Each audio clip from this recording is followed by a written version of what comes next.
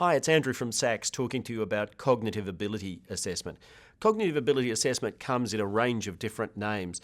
It's often called IQ testing, it's often called aptitude testing, but fundamentally what we're talking about here is the degree to which somebody can answer a range of questions quickly and accurately.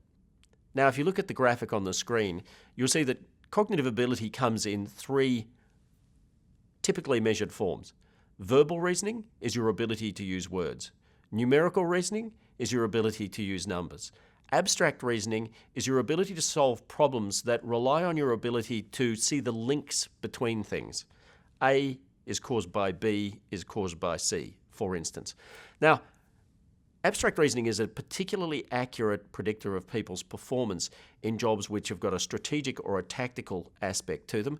And it's interesting, people who have low abstract reasoning often end up with interpersonal difficulties purely and simply because they can't foresee the implications of their actions, if you want to put it in that sense. Why do you measure cognitive ability? 4 reasons. The first is speed. People with high levels of cognitive ability are able to get the same amount of work done more quickly than people with low levels of cognitive ability. The second is problem-solving power.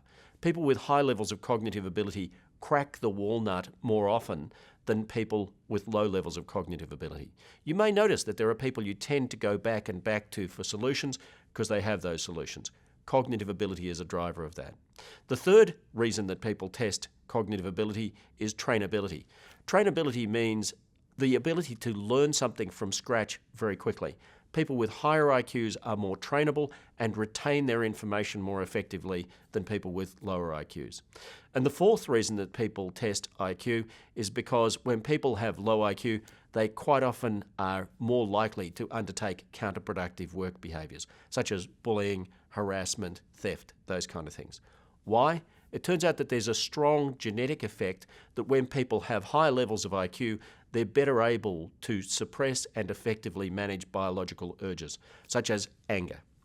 So, cognitive ability testing has been shown for decades to be a really good predictor of positive things at work, such as productivity, the ability to work your way through problems, the ability to learn, the ability to be flexible, those kind of things. But as well as that, it turns out to be a pretty good predictor of bad things at work. Low IQ tends to be coupled with things like counterproductive work behaviours. So you should measure cognitive ability for most positions.